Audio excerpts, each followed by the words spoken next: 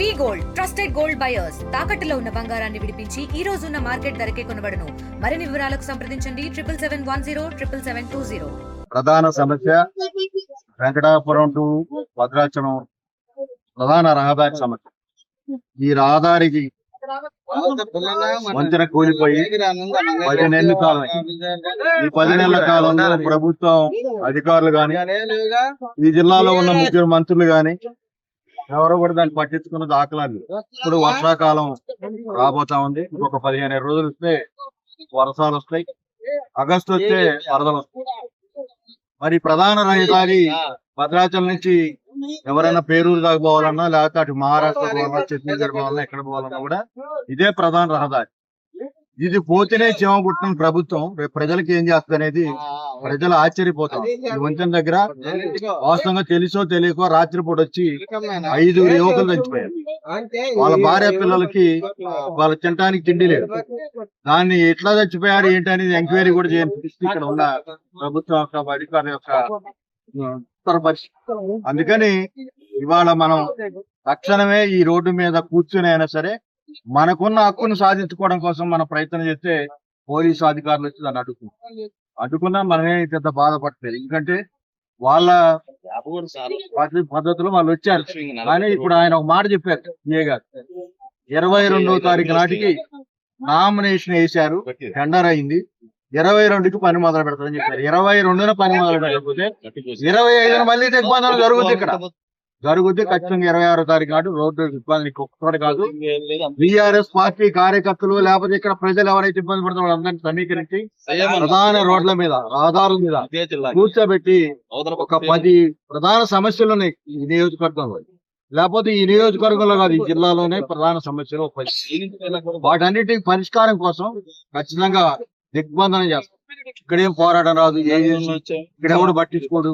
ఇక్కడ ఉండే ట్రైబల్స్ అని వాళ్ళు భావిస్తే ఖచ్చితంగా అల్లూరు సీతారామరాజు ఆనాడు ఎటువంటి పోరాటం చేసినా అట్లనే ఇక్కడ మళ్ళీ బీఆర్ఎస్ పార్టీ నాయకత్వంలో ఇక్కడి నుంచి వెంకటాపురం దాకా భారీ ఎత్తున రోడ్ల మీద పోరాటం చేసి ప్రజా సమస్యలు పరిష్కారం చేసే వరకు బీఆర్ఎస్ పార్టీ పోరాటం చేస్తారని అందరికి చెప్తాం. ఈ రోజు బీఆర్ఎస్ పార్టీ పక్షాన ఊరుబాక గ్రామం సంబంధించి ప్రధాన రహదారి అయినటువంటి బ్రిడ్జి కూలిపోయి 16 మాసాలైంది.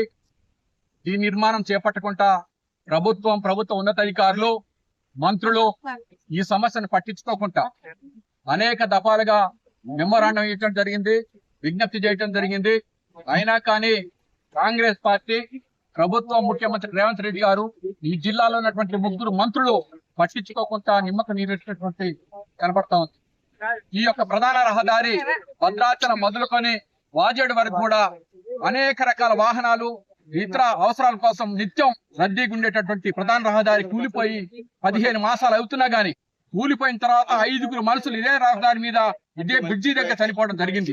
అయినా గానీ ప్రభుత్వం గానీ ఉన్నతాధికారులు గానీ పట్టించుకోలేదు.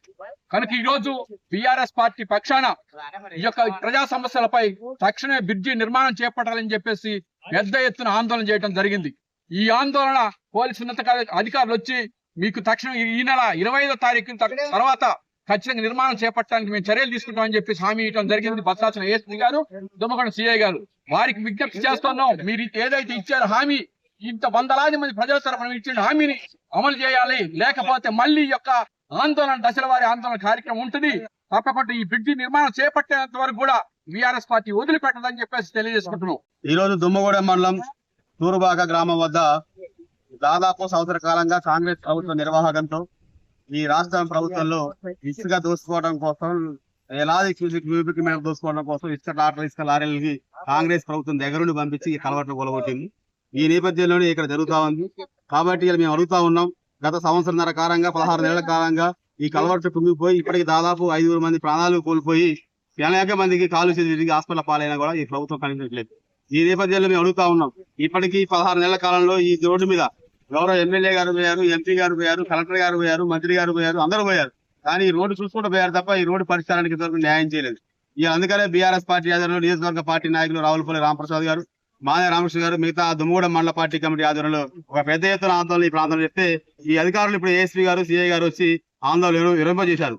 దుమ్మగూడెం సిఐ గారు ఆర్ఎన్బి డిఈ గారితో ఫోన్ లో మాట్లాడి ఈ సమస్య పరిష్కారం చేస్తాం. 22వ తేదీ నాటికి సమస్య పరిష్కారం ఇది టెండర్ ప్రక్రియ పూర్తి చేసి ఈ సమస్య పరిష్కారం చేసిన డిఈ గారు నాకు చెప్పారు. మీరు ఆందోళన విరమించాలని సిఐ గారు చెప్తే తాత్కాలికంగా ఆందోళన విరమణ చేయడం జరిగింది. 25వ తేదీ నాడు మళ్ళీ ఇదే సిఐ గారు ముందుకు వెళ్ళి మరి సమస్య 22వ తారీఖు దాటింది, 25వ తారీఖు వచ్చి సమస్య పరిష్కారం చేయాలని డిమాండ్ చేస్తాం. ఎప్పటికీ కాంగ్రెస్ ప్రభుత్వంలో మరి ఎక్కడ వేసిన గొడవ కలకడ ఉంది, ప్రజా సమస్య పరిష్కారం లేవు, 6 గ్యారంటీలు లేవు, రోడ్ల అభివృద్ధి లేదు, కనీసం గుంటల పడ్డ రోడ్లు పుడతారు, తారు రోడ్డు డబ్బులు కూడా లేవు అనుకుంటే ముఖ్యమంత్రి గారి దగ్గర. కాబట్టి ఈ సమస్య పరిష్కారం చేయాలి.